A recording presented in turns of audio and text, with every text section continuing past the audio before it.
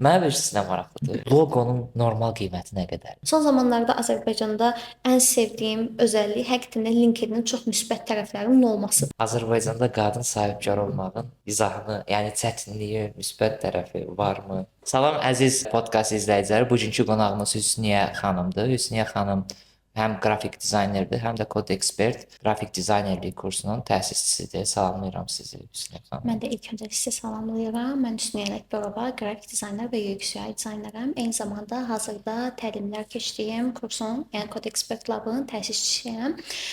Sizə də təşəkkür edirəm podkast dəvətiniz üçün. Əslində mən deyəcəydim ki, niyə özünüzü təqdim edin, amma siz dediniz çox yaxşı. Niyə qrafik dizaynerlik? Bunu seçməyə səbəb nə oldu?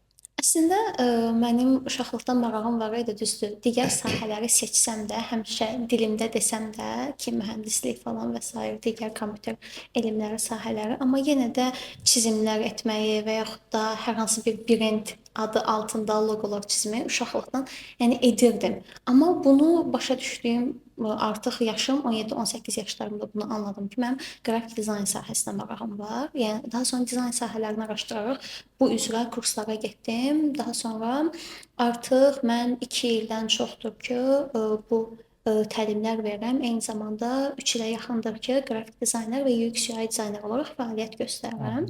Buradan marağım yarandı. Düzdür, rəsm çəkmə qabiliyyətim çox yaxşı olmasa da, sadəcə sırf yeni bir brendlər və yaxud da hər hansı bir rəqəmsal məhsulları, hər hansı bir loqo çizimləri hər zaman beynimdə var idi və yaxud da bunları hər zaman edirdim. Artıq sonra böyüdüyüm zaman bu artıq başa düşdüm ki, mənim dizayn sahəsinə marağım var və özümü orada tapdım.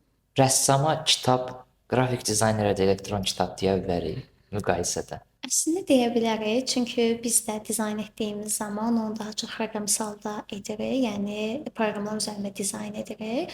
Amma təbii ki də bəzi dizaynerlərimiz var, onların rəsm qabiliyyəti yaxşıdır, rəsm qabiliyyətdə, yəni bu sahədə üstünlükdür. Yəni rəssamların da qrafik dizayner sahəsinə getdiyi çox zaman olub. Neçə ildir fəaliyyət göstərirsiniz dediniz? 3 ilə yaxındır. Və bu 3 ilin sizin psixologiyanızda müsbət ya da mənfi təsiri. Əslində bu sahə elə bir sahədir ki, həm müsbət tərəfləri də çoxdur və mənfi tərəfləri də təbii ki də çoxdur. Müsbət tərəfləri deyərdim ki, odur ki, qrafik dizayner olaraq hər zaman fərqli düşüncələrə sahib olursan və yaxud da hər daim getdiyin yerlərdə, məsəl üçün dizaynlara, ən sadə afişlərə analiz edirəm ki, necə dizayn ediblər və yaxud da mənə hər hansı bir fikir gələ bilər, o an ilhamlana bilərəm. İkinci məsələ odur ki, qrafik dizayn sahəsində istər müştərilərlə işlədiyim zaman, istər tələbələrlə işlədiyim zaman sosiallaşmaq da təbii ki də bu sahədə artıq mənim üçün daha çox yaxşı olur. Çünki mən çox sosial bir insan olmamışam, hər zaman asosial olmuşam, amma artıq dizayn sahəsinə gəldiyim zaman bu mənim üçün çox böyük fayda olub da, bəzi komplekslərimi də hətta qırıb deyərdim.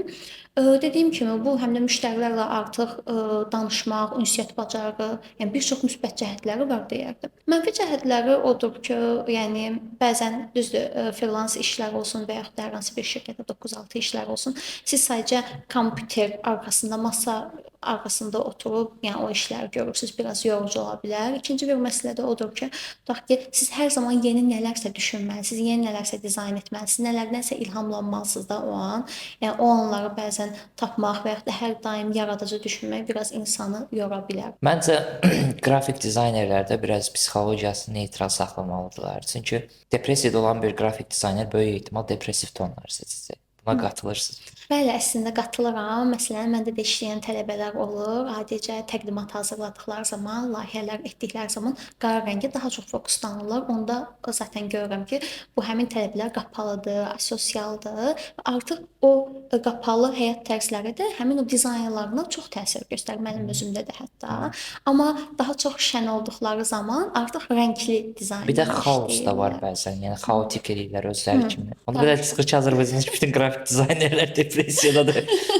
Amma təbii ki də o zamandan artıq alışırsan və başa düşürsən ki, burada sənin istəyin önəmli deyil, müştərinin istəyi önəmli, istifadəçinin baxış bucağını daha çox, onun istifadəçinin psixologiyasını düşünməliyik biz. Yəni restoranların interyer dizaynına qədər çox xaos var. Mən gördüyüm Azərbaycanda biraz minimalist dizayna üstünlük vermirlər. Bilmirəm. Amma restoranda bəzən o xaosun olma səbəbi düşünürəm ki, o an zaten insanlar xaos olduğu zaman daha çox yeyəcək, içəcək istəyəcək deyə də o məsələ də ola bilər. Və ya da qaranlıq olduğu zaman daha çox insanlar nələrsə istəyəcək. O da neuromarketinq deyə daha çox Hə. fərqli xeyirli şeylər eləmək olur xalqdan daha yaxşıdır bəlkə də, amma sizcə qrafik dizaynerlər Azərbaycanda kəmiyyətcə çoxdur yoxsa keyfiyyətcə? Son zamanlar əslində keyfiyyətcə, həm də kəmiyyətcə, keyfiyyətcə deməzdim çox azdır, amma kəmiyyətcə daha çox artıb bu sahəyə maraq. Bu sahəyə marağın artması təbii ki də texnologiyanın inkişafı ilə gəldi. İnsanlar artıq kompüter sahələrinə yönəldilər, istər dizayn, istər proqramlaşdırma sahələrinə yönəldilər və bundan ən əsasən də dizayn sahəsinə yönəldilər. Burada istər qrafik dizayner olsun, istər UX UI dizayner olsun. Burada əsas məsələnin o keyfiyyətin azalmasına da səbəb o kəmiyyətin artmasıdır, amma kəmiyyətin artması doğru şəkildə irəliləmir bəzən. Hansı ki, bəzən tələbələr kursa yazılır. Kursa yazıldıqları zaman hansı ki biz orada Photoshop, InDesign olsun, Figma proqramları keçib tədris etdiyimiz zaman bunları tam bitirdikdə onlar düşünürlər ki, və ya sertifikat aldıqda tam düşünürlər ki, mən qrafik dizaynerəm, amma məsələ təəssüflər olsun ki, elə deyil. Çünki onların real layihələrdə işləməlidirlər, müştərilərlə işləməlidirlər ki, onların bacarıqları yəni daha çox artsın. Həm Teoriya tək deyil də praktika deyil. Ən çox dizayn sahəsində praktikadır bizdə. Ona görə bəzən artıq burada keyfiyyət məsələsi azalır. İnsanlar həm də kursu bitirdikdən həmən sonra və ya da kursu bitirmədən də ola bilər. Bəzi YouTube kanalları olsun, pulsuz Udemy saytlarından aldıqları dizayn olsun və ya da Canva proqramı olsun. Artıq bunları öyrəndikləri zaman düşünürlər ki, həmən gedim, pul qazanım. Həm də dizayn sahəsi belə qulağa rahat gəlir. Axı bütün gün coffee shopda oturacaqsan, kofeni içəcəksən, freelance işlər dayanmadan gələcək və sən sərbəst şəkildə pul qazana biləcəksən. Elə düşünürlər, amma təbii ki də elə deyil. Bunun arxa planında sən yaradıcı düşünməlisən, sənin portfolyon çox güclü olmalıdır, müştəri ilə ünsiyyət bacarığın çox əla olmalıdır, daim özünü inkişaf etdirməlisən. Yəni kursu həmən bitirdikdə təəssüflər olsun ki, sən artıq dizayner özünə deməməlisən. Sən sadəcə maksimum təcrübə proqramlarını biz yönləndiririk. Əsas məsələ orada istər digər kollektiv əməkdaşlarla, yəni bizə lazım olacaq SMM-lərlə və digər əməkdaşlarla ünsiyyət bacarığı olsun, istər müştərilərlə ünsiyyət bacarığı olsun. Daha sonra qrafik dizayner adlandıra bilərlər təbii ki, amma daim öz üzərlərində işləməlidirlər. Yəni bu sahə ancaq yenilikləri və inkişafı sevir. Mənə birisi də maraqlıdır. Ümumiyyətlə özüm də bu sahənin içində olmuram. Yəni qrafik dizayner olmasam da müəyyən qədər bizneslərə görə kontaktda oluruq və loqonun normal qiyməti nə qədərdir? Loqonun normal qiyməti hazırda deyəndə məsələn son zamanlar 20 manat, 50 manat deyilir. Okay. Bu təbii ki də amma peşəkar səviyyədə başqadır qiymət, düzdür. Sadəcə bunun qiymətinin düşməyinin bir çox səbəbləri var. Yenə dediyim kimi, yeni dizaynerlərin fəaliyyət etməsi və yaxud da AI-lar tərəfindən yaradılan loqoların hazırlanması. Tutaq ki, mən yeni bir biznes açıram. Mən sahibkaram. Mənim təbii ki də bəzi məsələlərə ayıracaq büdcəm yoxdur və yaxud da o büdcəmi çox maksimum şəkildə dəyərləndirməliyəm. Onda düşünürdük ki, bəzi sahibkarlar və yaxud da biznes açan insanlar bizim üçün loqo önəmli deyil. Artıq bunlar ya özləri AI vasitəsilə yaradırlar. AI vasitəsilə yaradanda təbii ki də süni intellekt bizim həyatımıza müsbət təsirləri var, amma süni intellekt artıq insan psixologiyasını və yaxud da artıq digər məsələləri yaxşı bacarmadığına görə orada ortaya çıxan loqolar ideal şəkildə olmur. Təbii ki də professional şəkildə dizaynerin hazırladığı loqo ilə arada fərq olur. Loqo sənin belə deyim, brendini göstərir, vizualıdır. Yəni onun kimliyidir. Yəni önəmli faktor daşıyır. Bunu isə təəssüflər olsun ki, yeni sahibkarlar başa düşə bilmir. Ona görə buna az büdcə ayırmaq istəyirlər. Az büdcə ayırdıqları zaman tutaq ki, professional gedib dizaynerdən danışır. Professional dizayner buna normal olaraq 200-300 manat və yaxud da təcrübədən asılı olaraq maksimum 500 manata qədər deyilənlər olur. Azərbaycan bazarından danışıram. Amma artıq onlar o qiyməti dedikləri zaman yox, çoxdur falan filan artıq digər dizaynerlərdən əlaqə saxlayanda yeni dizaynerlər artıq bunlara ucuz qiymət deyirlər. Çünki bu yeni dizaynerlər həmin anda pul qazanmaq istəyirlər və onlar qiyməti öldürürlər. Okey, mən 50 manata hazırlayaram, 100 manata hazırlayaram, 20 manata. 20 manata isə bəzən ola bilsin ki, bəzi kurslar və yaxud da bəzi digər yerlərdə SMM fəaliyyəti və yaxud da qrafik dizayner vəzifələri ayırd edilmir yaxşı. Ki, yəni dizaynerin işi nədən ibarət? Tutaq ki, SMM-in işi nədən ibarətdir? Bu məsələ də o 20 manatın düşməyində əsas faktor daşıyır. Məsələn, tutaq ki, SMM tam olaraq bilmir ki, SMM-in işi nədir, vəzifəsi nədir və yaxud da dizayner bilmir. Çünki şirkətdən belə tələb edilir və yaxud da keçdiyi kursda tədris bu öyrədilir ki, tutaq ki, SMM-ə deyilir ki, sən Canva-da post yazacaqsan və yaxud da Canva-da loqo dizaynı götürə bilərsən. Artıq bu da eyni şablon loqonu götürüb tasarlayıb 20 manata dizayn edib satır. O da təbii ki, də qiymətin ölməsinə gətirib çıxardır, amma dediyim kimi artıq dizayner bəs necə? Yəni professional şəkildə dizayner gedib loqonu necə dizayn edir. Təbii ki də orada rəng psixologiyasını araşdırır, şirkəti araşdırır. Şirkətdə burada əsas önəmli faktor nədir?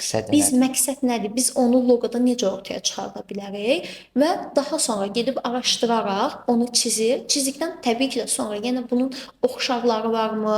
Yəni bu loqo tutaq ki bazara çıxdıqdan sonra hər hansı bir problem yaşanmasın deyə bunu daha çox, yəni problem olmasın deyə daha çox araşdırma eləyirlər. Eyni zamanda fikir gəlsin deyə yenə daha çox araşdırma eləyirlər. Yəni professional şəkildə qrafik dizayner artıq o loqoya daha çox həm vaxt sərf edir, həm daha çox əziyyət çəkir, belə deyim. Ona görə qiymət də normaldır. Bəs biznes sahibinin özü bir ideya verəndə o ideyanı qurmaq üçün də 200 manat var. Mənim hazırda işlədiyim və tələbələrə də eyni zamanda tövsiyə elədiyim belədir. Tutaq ki, biznes sahibkarı məndən danışır. İlk öncə ondan soruşuram ki, necə bir şey istəyirsinizmi? Yəni tutaq ki, sizin hər hansı bir istədiyiniz rəng tonu varmı? Hər hansı bir font seçmisinizmi? Və yaxud da orada nəyisə, hansı bir nüansı çatdırmaq istəyirsinizmi? Siz mənə zəhmət olmasa onu deyin. Okay, qeydlərini deyir və yaxud da əyani görüş tərəfdarıyam. O formada görüşüb, o formada danışırıq. Daha sonra yox, bəzən müştərilər olur ki, mənim əlimdə çizimim var. Bax, mən sizə göndərirəm, amma mən bilmirəm də onu illüstratorda təqib necə çizəcəm. Artıq orada qiymət aşağı düşür. Çünki bu insan mənə o çizimi verir. Amma təbii ki, o çizimi mən gedib yenə araşdırıram ki, bazarda buna oxşar. Bununla eyni olan loqo varsa, onu artıq tövsiyə edirəm ki, bu loqonu biraz dəyişə bilərik. Təbii ki, orada çizimdə artıq qiymət eyni olmur, qiymət biraz aşağı olur. Mən öz təcrübəmdən danışacağam. Mənim bir layihəm vardı. Nəsə bütün ideyasını mən verdim. Başdan ayağa da, rəngindən falan. Və bir dənə professional qrafik dizaynerə dedim ki, elətdirim, daha düzgün olar. Professional qrafik dizayner məndən 300 manat aldı. Loqo o deyildi. Sonra onu başqa təzə başlayan bir qrafik dizaynerə 20 manata verdim. Loqonu elə də optimizasiya elədi ki, update elədi ki, dedim, hə, loqo budur. Çizimini siz vermişdiniz loqonu? Çizim izahını. Hə, izahını, fikrini siz vermişdiniz. Ola bilər təbii ki də. Amma yeni qrafik dizayner görürsüz, işini tam professional şəkildə görüb, amma o an siz ona belə deyim də işi rədd etməmək üçün qiyməti çox aşağı deyib. Artıq orada da onun səhvləri var ki, yeni başlayan dizaynerlər özlərindən əmin olmur və o anda tez pul qazanmaq istədiklərinə görə ucuz deyirlər ki, zaten razı olsun, əsas bir dənə pul amma qazanır. gələcəkdə də öz qiymətlərini öldürürlər. Amma təbii ki də elə deyil, öz qiymətlərini öldürürlər. Artıq bir il sonra bu insan başa düşür ki, mən yəni 20 manatlıq iş görmürəm. Amma yenə də bunu tutaq ki, sizdən təbii ki daimi işləyəcək və ya da siz çevrənizdən ona insan yolladığınızda, o deyəndə ki, artıq mən 200-ə başlamışam, deyəcəksiniz yox, mən 20 manata işləyirdim axı sən. Yəni o məsələdir. Onu başa düşmürəm. Çox müzakirələrə səbəb olan Gənclər İdman Nazirliyinin loqosu. Bir qrafik dizayner kimi reaksiyanız. Mənim əslində o qədər də AZ yazılan bir dizdə yəqin. Hə, bildim. Yəni əslində o qədər də belə deyim, şərh bildirmək istəmirəm, amma hər dizayner fərqli düşüncəyə malikdir. Yəni, ona görə yəni düşünmərəm ki, onlar qeyri-professional bir dizaynerə iş gördürüblər. Yəni gördürüblərsə demək ki, özləri bəyəniblər. Əsas biznes sahibinin o dizaynı bəyənməsidir. Əsas biznes sahibi. Çünki qrafik dizayn sahəsində belədir. Orada əsas rəhbərlik önəm daşıyır. Yəni mən hansı şirkətin rəhbəri ilə, sahibkarla əlaqədə qururamsa, onun önəmidir. Amma yox, mən tutaq ki, hər hansı bir veb-sayt, hər hansı bir rəqəmsal məhsul çıxardıramsa, yəni UX UI-dən söhbət gedir. Artıq orada istifadəçidir. Tutaq ki, mənə orada rəqəmsal məhsulun sahibi desə ki, bunu dəyiş, ona normal şəkildə izah edirəm ki, artıq bu qrafik dizayn sahəsi deyil. Yəni tutaq ki, loqo deyil də, sən öz orada Amma sizin əməkdaşlarınızın problemi deyil. Burada biznes sahiblərinin biraz düşüncəsizliyi deməyək də, anlayışsızlığı, informasiyasızlığı. Məsələn, SMM-dən satış istəyirlər, nə bilim, qrafik dizaynerdən SMM şeyini istəyirlər. O qədər alışıblar ki, hər kəs bir-birinin işinə girsin. Amma burada bir domino effekti var. Yəni sən bunun yerinə keçdin, o onun yerinə. Ortada boşluqlar çoxalır və kəmiyyət artsa da keyfiyyət olmur. Son zamanlar məsələn məndə də gələn tələbələrim var. Hansı ki bu yaxınlarda da olmuşdu bir dənə hadisə. Tələbəmin özü qrafik dizaynerdir. Mən də yenidən advansed səviyyədə qrafik dizayn təlimlərinə qoşulub. Mənə o gün gəlib deyir ki, tutaq ki, bizdə hazırda bir SMM var idi, çıxdı, onun işlərini mənə verirlər. Əlavə bir dənə müavinə çıxıb, onun da işlərini mənə yönləndirirlər. mənfi 2 nə idim? Dedim burada əsas məsələ sənin normal şəkildə gəlib onlardan danışmağında ki, tamam, təbii ki də mən edə bilərəm. Okay, SMM-liyi də bacararam və yaxud da qrafik dizaynı da bacararam və yaxud da idarəçiliyi də bacararam. Amma bunları ayrı-ayrılıqda bacararam. Yəni 9-dan 6-ya gəlib ya dizaynerlik, ya SMM-lik, ya da müavinlikdə. Yəni bunların üçündə sən o insana yüklədiyin zaman effektiv ortada təsir olmur. Yəni okey, büdcən az ola bilər və yaxud da digər məsələlər ola bilər, amma Qarşı tərəfi də düşünmək. amma qarşı tərəfi düşünmək lazımdır. İşinin keyfiyyəti də ölüb. Yəni işçini düşünmə, amma işini düşün. Yəni o 3 nəfərin edə biləcəyi işi bir insan professional şəkildə edə bilməz. Həm də create hissəsi bir beyin, biri var 3 beynin yaratdığı bir şey, biri var bir beyin. Əslində burada heç təzə startaplardan söhbət getmir ha. Uzun müddətli bizneslərdə belə mən onlara daha çox alverçi biznesmenlər deyirəm. Standart bəsit deyir ki, gəlsin elə 9-dan 6 işləsin, hər şeyimi eləsin. Onun da bəsit izahını aptek yanında qəssabxana prinsipindən deyirəm ki, yəni gəl sən SMM-i də elə, o SEO-nu da elə, o SEM-i də elə, nə olası şey işləndə kompüter əlindədir. Kompüterində mən Amma elə verirəm. deyil təbii ki. Elə deyil. Art direktor nə demək? Yenə dediyim bu məsələdə hansı ki şirkətlərdə bizdə qrafik dizayn sahəsinə, SMM sahəsinə və yaxud da hər hansı bir UX UI, rəqəmsal məhsula baxan UX UI dizaynerlər var. Onların başında durur. Həm burada idarəçilik qabiliyyəti önəmlidir, həm də burada art direktorun bu tutaq ki, həm reklamı, həm sosial media idarəçiliyini, həm dizayn sahəsini, həm istifadəçi təcrübəsini ideal şəkildə bilməlidir ki, bunlara həm rəhbərlik etsin, həm də işlərə full şəkildə nəzarət edə bilsin. Audit kimi gedir də onda belə. Aha, bəli. Amma dizayn sektorunda olan hissəsinə baxaq sadəcə. Yəni dizaynerlər üzərində. Burada dediyim kimi art direktorun artıq burada təcrübəsi çox olmalıdır. Yəni minimum bu insan artıq 5 il, 7 il tək qrafik dizayn sahəsində deyil. Həm qrafik dizayn sahəsini bilməlidir, həm SMM-liyi bilməlidir, həm də UX UI sahəsini bilsən ki, art direktor olsun artıq şirkətlərdə. Sizcə neçə art direktor var ki, şirkətlərdə Azərbaycanda? Məncə bir əlin barmağını keçməz, hə? Yoxsa Məncə də azdır.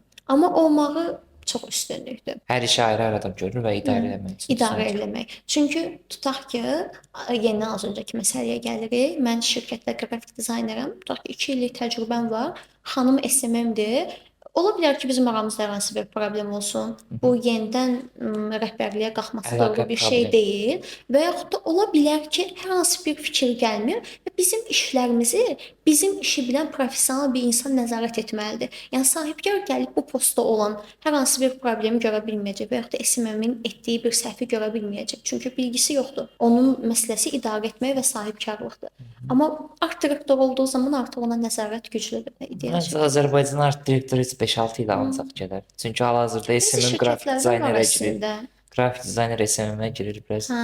Əslində əsas bir dənə bu qrafik dizayner və SMM vəzifə öhdəlikləri düzgün qurulsa, ondan sonra art direktor. Yəni nə olsun ki, təzə yaranan sahədə də ona bir nəzarət palatası olması məncə hər bir şirkətə, yəni hər bir vəzifəyə olması çox önəmlidir deyə düşünürəm. Hər bir vəzifəyə təbii ki də dediyim kimi. Məsələn, həkimlərə necə varsa onlara da olmalı. Çünki rəhbərlik hər bir sahənin hissəsini bilməyə bilər. Yəni çox normal bir şeydir. Amma onların başında duracaq çox təcrübəli bir şəxs artıq işini çox ideal şəkildə edə bilər. Belə bir palata yoxdur. Art direktor vəzifələri mən əslində art direktor deməyək, yəni şirkətin içində yox. Məsəl üçün qrafik dizaynerlərini təmsil edən bir idarə. Ha, yoxdur.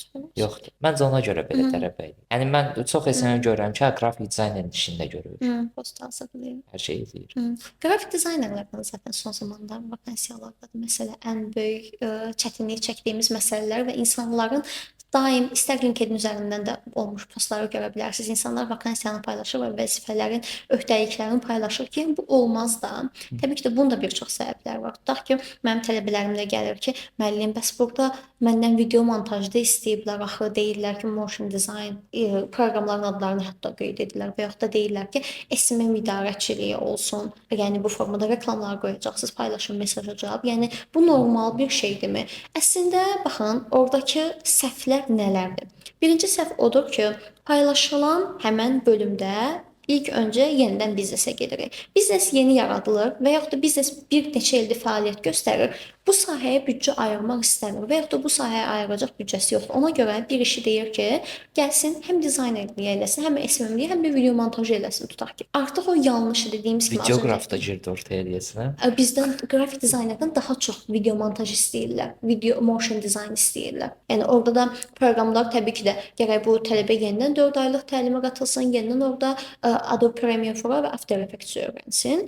Amma maaş təbii ki də o deyil. Həm motion dizayner, həm qrafik dizayner, amma maaş çox aşağıdır. Təbii ki də yeni başlayan dizaynerlər onlar getmək istəyir. Çünki artıq bunlar kursu bitirib işə başlamaq istəyirlər, pul qazanmaq istəyirlər. Çox normal bir hadisədir. Amma getdikləri zamanda artıq yəni problem yaşanır. Zaten bəzi şirkətlər var. Bəzi şirkətlərdə də hər ay, bir aydan bir qrafik dizayner vakansiyaları falan paylaşılır. Son zamanlarda Azərbaycanda ən sevdiyim özəllik həqiqətən də LinkedIn-in çox müsbət tərəflərinin olmasıdır. Hiss elədim Yəni onu. LinkedIn çox inkişaf eləyib də, yəni son zamanlarda düzdür. Bəzi mənfi cəhətləri də oldu son zamanlar, yəni paylaşımlar tipinin dəyişməsi, amma çox müsbət tərəfləri də oldu. Əslində TikTokun köməyi var ya bunda, xəbəriniz var. Mən elə analiz etdim. TikTok o digər kütlə artıq TikToka getdiyindən görə Facebook biraz professionallaşdı, LinkedIn уже tam professionallaşdı.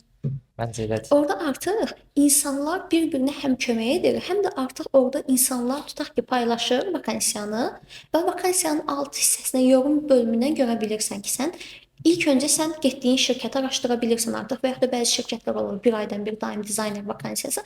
Artıq bu şirkətlərin adları məlumdur. Yəni LinkedIn-də aktiv qrafik dizaynerlər, professional insanlar artıq bilir ki, hansı şirkətlər bir həftədən bir hətta vakansiyalar paylaşır və hamını müsahibəyə dəvət edir. İnsanlar gedir və oradan çıxır. Yəni çox məşhur bir şirkətlərdə hətta deyərdim ki, amma yəni məsələ budur. Çünki oradan gedirlər, əsas məsələ, əsas orada problem qablaşdırma dizaynı tələb edirlər. Qablaşdırma dizaynı tamam fərqli sahədir qrafik dizaynərdən. Amma vakansiyanın adı qrafik dizayndır. Qablaşdırma dizayn deyəndə Qablaşdırma dizaynı qrafik dizayndan artıq sən qablaşdırma dizaynı üçün əlavə təlim alırsan və sırf qablaşdırma dizaynında öyrənirsən. Artıq bu tamam fərqli sahəyə yönəlir və yaxud da SMM bacarığı olsun.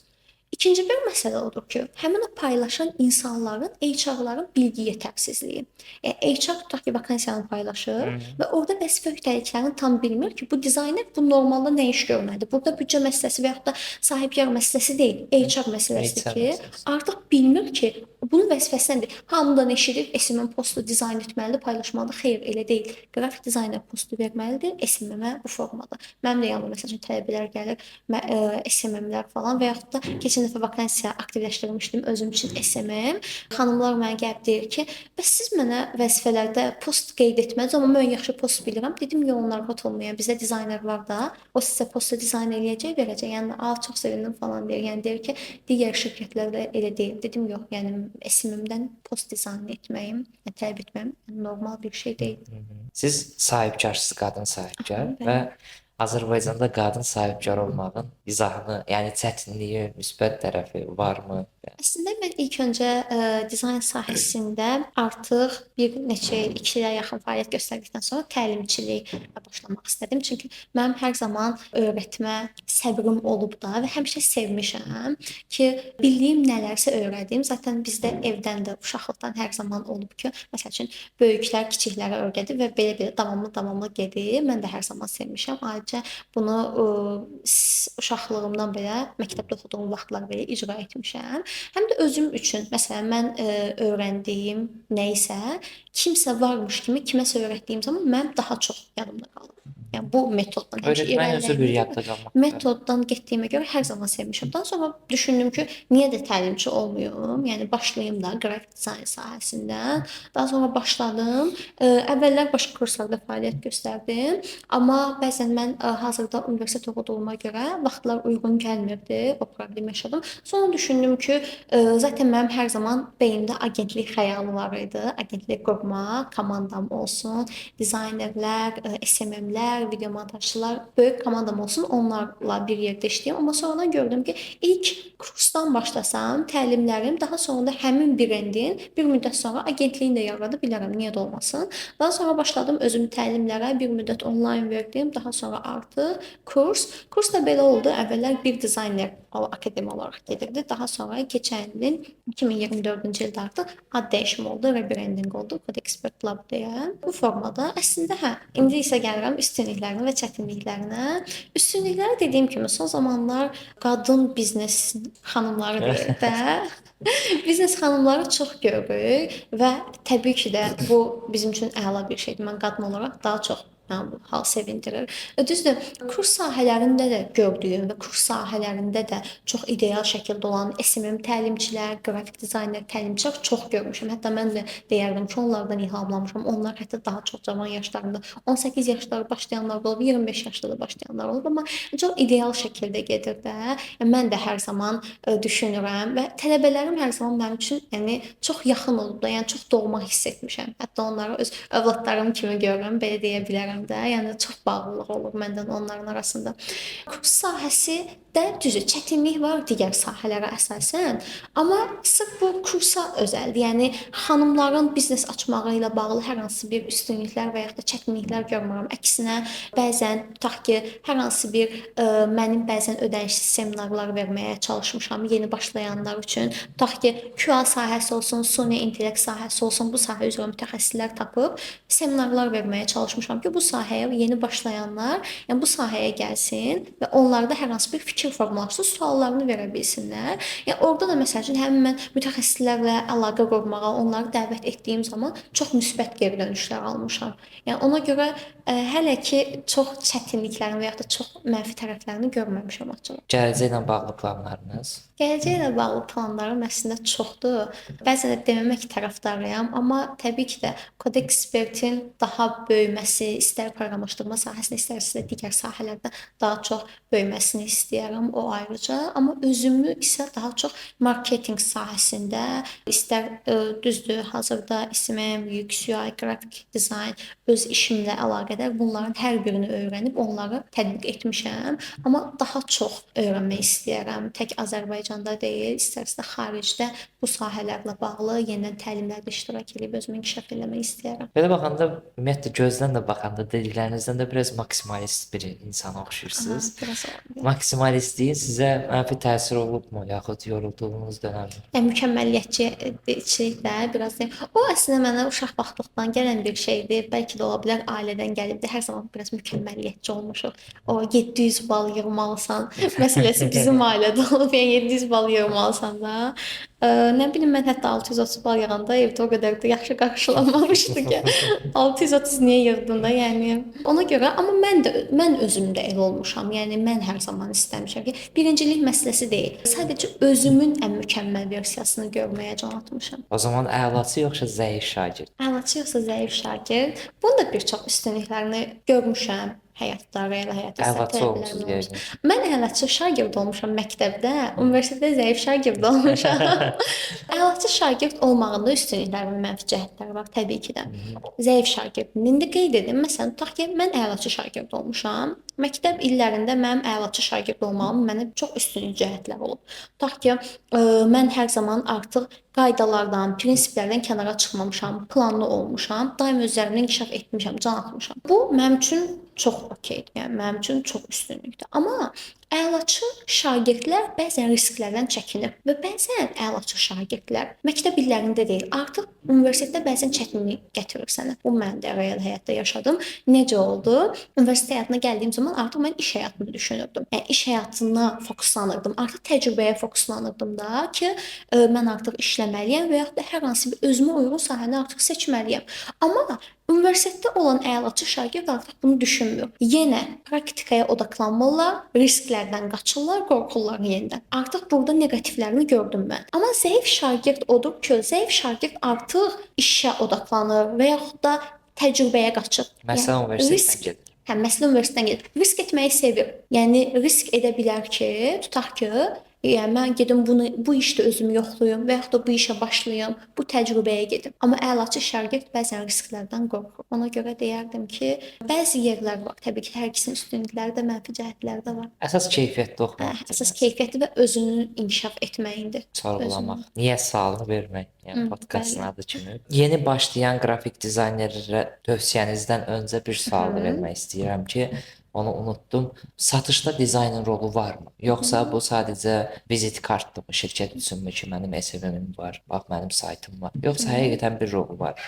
Belə izah eləyim. Tutaq ki, tək qrafik dizayn deyil, məndə hazırda UX/UI-dir. Tutaq ki, hər hansı bir saytın, belə izah eləyim, saytın dizaynı olsun, rəqəmsal məhsul application-ın dizaynı olsun. Tək dizayn deyil burada. İstifadəçini də düşünməlisiniz. Tutaq ki, hər hansı bir rəqəmsal məhsulunuz var. Siz bunun üzərindən getməlisiniz. Ən sadə misaldan başlayım. Tutaq ki, siz post dizayn edirsiniz və yaxud da hər hansı bir paylaşım etmisiniz sosial mediada. Ayrıca sizdən götürək və yaxud da məndə özümdə blog səhifəsi var Instagram üzərindən. O post yaxşı olmasa, mən onu reklama qoysam heç bir effektiv nəticə almayacam.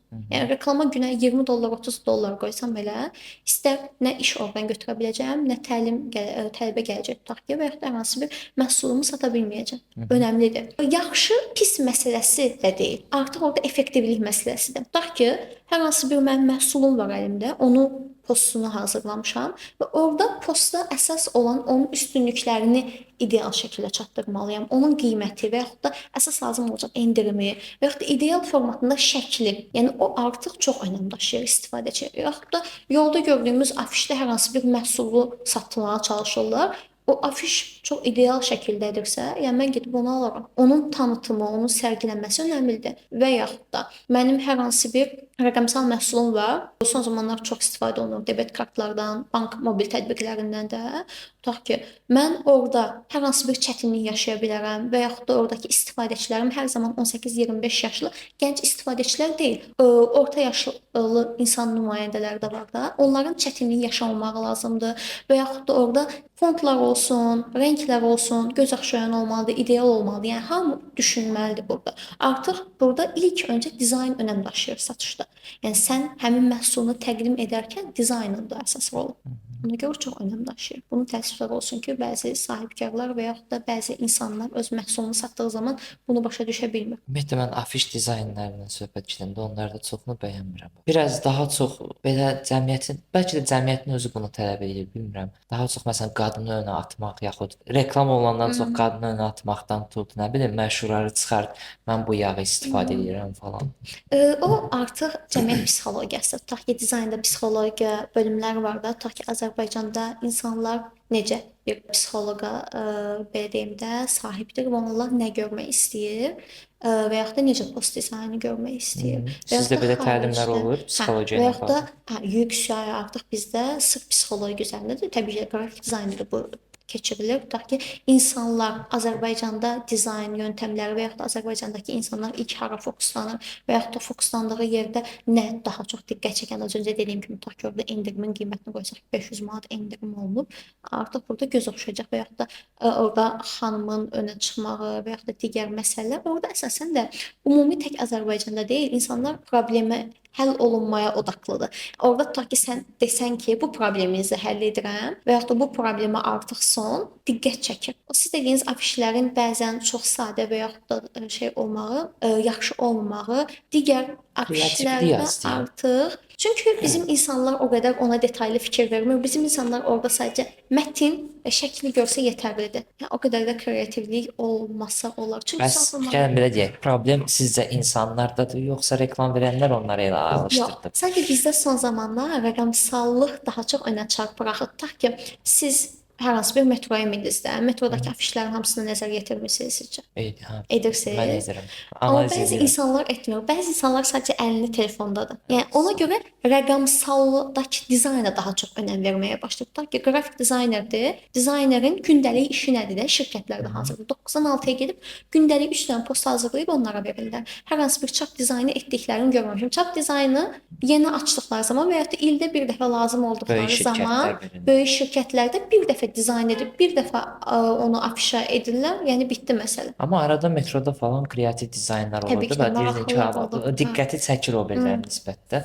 Amma böyük şirkətlərin də zaten sənin satışa ehtiyacın yox. Sən böyük şirkətsən, biraz kreativ bir dizayn düzəldib digərlərinə nümunə ola bilərsən. Bunu niyə eləmirlər? Dediyim kimi son zamanlar dizayner sadəcə günlük gedib post hazırlayır. Yəni çap məhsulu və yaxud da digər məsələlərə önəm verilmir. Təəssüflər olsun ki, ancaq post və yaxud da digər məsələlər. Və hətta SMM-də bəzən həkimlər də, mən özüm həkim kimi deyirəm, həkimi burger kimi reklam edir. Yəni restoran necə reklam olunursa, həkim də elə reklam olunur. Bax, adi bir keçən dəfə oturmuşuq, psixoloqların səhifələrini göstərirlər. Bu psixoloqlar falan. Adam modelyer kimi reklam edirlər.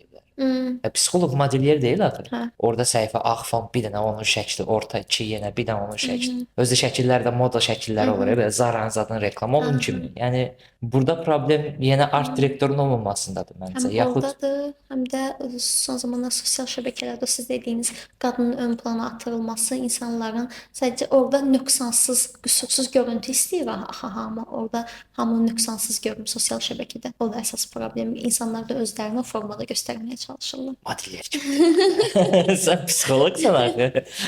Psixoloqun yəni ən önəmli şeyi danışığı olmalıdır. təbii ki. Yəni izahı olmalıdır. Sən özünü əgər modelyer kimi reklam edirsənsə, mən sənin yanına xəstə kimi gələndə modelyer kimi gələcəm. Modelyerin yanına gələcəm. Burada sahibkarda da problem var, SMM-də də problem var. Ola bilər ki, SMM də düzgün yönləndirmir ki, baxın digər səhifələrdə belədir, siz də videonuzu bu formada çəkin və ya da siz də posta bu formada edin. Qrafik dizaynerə də gəlib deyirlər ki, mən bu şəkildə Verilən olacaq. tapşırıq yerinə yetirilir. Hə.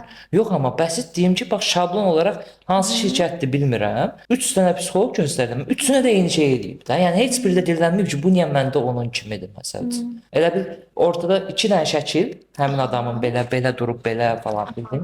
Orta bir ağ, yenə bir dənə ortada şəkil, sonra bir dənə belə. O artıq dizaynerin məsələsi deyil axı. O gedib şəkli etdirib və gətirib onu post formatına çevirir. Hə, ona ağıl verən kimdirsə, ona buradan salamlar göndərirəm. Bir də məsəl üçün bəsit deyim də, yəni reklamı anlamırlar. Əslində məncə ən önəmli ənənəvi reklam çox önəmlidir. Ənənəvi necə? Məsələn, sizin 2 dənə tələbəniz olur. Gəlir, görür ki, keyfiyyətlidir. O 2 tələbə onsuz da 2 tələbə gətirir. Ən effektiv odur. Cəmaata mobbinq göstərən verilişə psixoloq çıxıb özünü reklam edir. Bu faciədir. İndi bilmirəm siz necə baxırsınız. Oraya gedənlər nə bilim. Və tələb də çox olduğuna görə orada qiymət də çoxdur reklama çıxmağa. Ümumiyyətlə mən şeyə ən çox önəm verdiyim bir şey nədir? Bir insan keyfiyyəti çoxdursa, yəni öz işinin keyfiyyətini bilirsə və müştərisi çoxdursa, onsuz da onun reklama ehtiyacı olmur. Məncə müştərilər biraz maariflənməlidir. Müştəri məsələn Instagramdakı SMM-dəki şəklə baxıb aldanmaqdansa, Google-dakı rəyə baxıb restorana getsə, həqiqəti görəcək. Google-dakı rəylər də son zamanlar bəzi işlər var, özləri yazdırırlar. Yazdırırlar 5 ulduz ver 10% endirim edin falan, amma çoxu da götürür 5 ulduzdan sonra 1 ulduz verir. O məsələ də budur zaten. Qrafik dizaynerlərdə işlədiyi zaman onu başa düşmür ki, mən bu gün müştəri ilə çox əla bir danışıq, ünsiyyət sərgiləsəm, öz işimi ideal formada satsam, daha sonra bu mənə öz işlərim davamlı olaraq verəcək. Hər zaman dediyim məsələ odur. Siz o müştəriyə davamlı olaraq özünüzə gətirməyə çalışın. Bir aylıq, bir dəfəlik iş götürməyin. Və ya Azərbaycanda yaxşı psixologiya var. Məsəl üçün, tutaq ki, mən hər hansı bir məhsul alıram, gedirəm ətrafımdakılar onu gördüyü zaman deyirəm ki, falan kəsdən almışam. Və yaxud da mən işimi bu adam görüb. Yəni o hamının bir-birinə tövsiyə etməsi ən yaxşı deyim də reklamdır. Təbii ki də digər reklamlar da bizə tövsiyədən çox məsləhət gedir. Bir-birinə məsləhət verir. Çünki bizim biraz insanlar bir-birinin həyatına qarışmağı da sevirlər, amma o marketinqdə xeyirdir. Əslində ənənəvi marketinq xeyirdir. Mənim də böyrəyim ağrıyırdı, falan həkimə get məsəl üçün. Amma yəni və ya da pis olduğu zaman da anında qeyd edilir ki, bax mən falan SMM-ə getdim, məni çox aldatdı və ya da falan dizaynerə getdim, məni aldatdı. Artıq insanlar bilir onu yayılır. Yayılır. Mən bu poster dizayn söhbətini 1-2 il əvvəl ən məşhur bankın şeyi idi də. Yəni baxırsan deyirsən, "İlahi, niyə belə bir şey olsun da? Yəni sən niyə istəyəsən?" Elə bil ki, ucuzluq bir dənə mağaza açıb 1 manata şey satır, ona görə o məhsulu qabağa çəkir də. Yəni məncə zaten ad olanlar şirkətlərin belə deyim, reklama və ya da sosial media idarə edilməsinə ehtiyac yoxdur da. Çünki böyük markalar zaten heç vaxt məhsullarını qırmızı fon, məşhurun bədəni, nə bilim. Heç vaxt onlar paylaşmırlar. Mən də əslində o strategiyam Azərbaycana gəlməsini çox istəyərdim. Yəni hər hansı bir məhsuldan zaten danışmamalısan. Sən sadəcə məhsul, o problemi göstərməlisən. Yönləndirməlisən onu ideal formada etməlisən. Mən məsəl üçün bilmirəm, o biri videoda dedim demədim. Məsələn, Alman bankı var idi. Bax o mənim yadımdan çıxmır o reklam. Bu hodilərdə iplər olur. Onu belə taraziyə eskalatordan düşür. Eskalator ayağı səndələyir, yıxılır yerə də. Deyir ki, artıq faizləri tarazlamağı biz həll edirik də, siz məşğul olmayın. Yoxsa bu mənim kartımdır. Siz də istifadə edin. Gənc dizaynerlərə və digər ümumiyyətlə məsləhət və ya ipuclarınız. Gənc dizaynerlərə məsləhətim ondan ibarət ola bilər ki, tutaq ki, Hər hansı bir kursdan da başlaya bilərsiniz. Universitetlərinizdə dizayn sahəsində ola bilər. Yəni tək o proqramlara odaqlanmayın. Alətlər olsun, toollar olsun ki, onları öyrəndim, artıq mən iş sahəsində başlaya bilərəm. Təbii ki də hər bir tələbə istəyər ki, o kursa verdiyi istər ödəniş olsun, istərsə tez maaşlı işə başlamaq istəyi çox normal bir hadisədir. Amma məsələ ondan ibarətdir ki, insanlar əvvəlcə özlərini inkişaf etdirməlidirlər. Dizayner, yəni 3 aya və yaxud da 4 ay kursa getdikdən sonra həmin dizayner olmursan sən. Sən Bazardakı minimum qiymət öldürürlər. başlanğıc olaraq 6 ay, 8 ay sırf öz üzərində işləməlisən. Tutaq ki, 4 ay ideal formada sən proqramları bildikdən sonra sən artıq çox son zamanlar yayılıb. Tutaq ki, startap layihələr olur, təcrübə proqramları olur. Təcrübə proqramları da şirkətdən şirkətə dəyişir. Tutaq ki, biz də məsəl üçün tələbələrimiz bitdiyi zaman kursu həmin təcrübə proqramına yönləndirir. Şirkətlər nasıl olaraq dəyişir? Bəziləri olur ki, yol xərclərini və digər xərcləri qarşılayırlar. Bəziləri olsun ki, ödənişsiz. Amma tövsiyə edirəm ki, gedin. Çünki bəzən son zamanlar part-time olur, uzaqdan işləyirlər, amma müştəri ilə işləyirlər, SMM ilə işləyirlər. Çünki əsas məsələ görürlər. əsas o çətinlikləri görürlər və başa düşürlər. İstər kollektivlə işləmə bacarığı olur, istər o müştəri 5 dəfə edit istəyir və onu edirlər. Yəni bunu başa düşürlər ki, real iş nədir?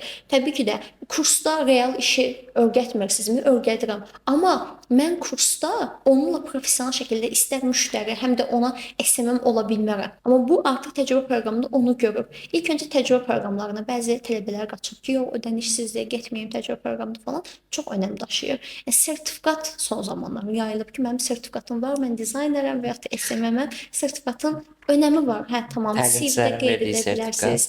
Və ya da günlük seminarlar olur bizim özümüzdə də, günlük sertifikatlar veririk. Təbii ki də önəmlidir. Sadəcə bizim insanlar son zamanlar bunu sadəcə LinkedIn-də, Instagram üzərində paylaşmaq amaçlı gəlirlər. Adi seminarlarda da olsun, insanlar həmən soruşur ki, sertifikat verəcəksiniz. Tamam, veririk, amma sertifikata odaqlanmasın insanlar. Yəni sizin əsas o bir günlük təlim olsa belə, seminar olsa belə, yəni əsas orada qazanacağınız bilgidir və ya da soruşacağınız suallar. Yəni siz ora sual dolusu gəlib onları cavablayıb getməlisiniz. Yəni sertifikat üçün gəlməli deyilsiniz. Eyni zamanda tələbələr də mən sertifikatımı aldım və ya da diplomamı aldım. Mənim özümdə tələbələr olur. Tutaq ki, bəzən olur da, yəni normal olaraq məsuliyyətli və məsuliyyətsiz tələbələr olur. Sonda diplom layihələrini çatdıra bilmirlər və diplom layihələrində mən çox qatıyam artıq o mövzuda. Tutaq ki, sən layihəvi gətirmədən mən sənə diplom verə bilmərəm. Yəni kod ekspertinin adı və yaxud da orada mənim adım ola bilməz də.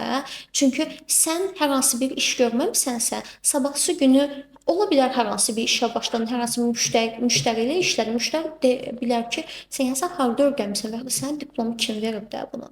Yəni bəzi tələbələr son ay başa düşürlər ki, mən diplom almalıyım, diplom verməlisən də. Zaten mənə artıq o çox pis fikirdir. Yəni mən orada qeyd edirəm ki, sənin diplom layihən olmalıdır. Yoxsa mən sənə diplom verməyəcəm. Sadəcə iştirak sertifikatı ki, hə, okey, mənim təlimimdə iştirak edim. Yəni çünki tələbələr çox odaqlanır diplom məsələ. Artıq bəziləri hətta prinsip edir ki, yox, verməlisiniz falan. Yəni zaten məhkəməyə düşməmisiniz.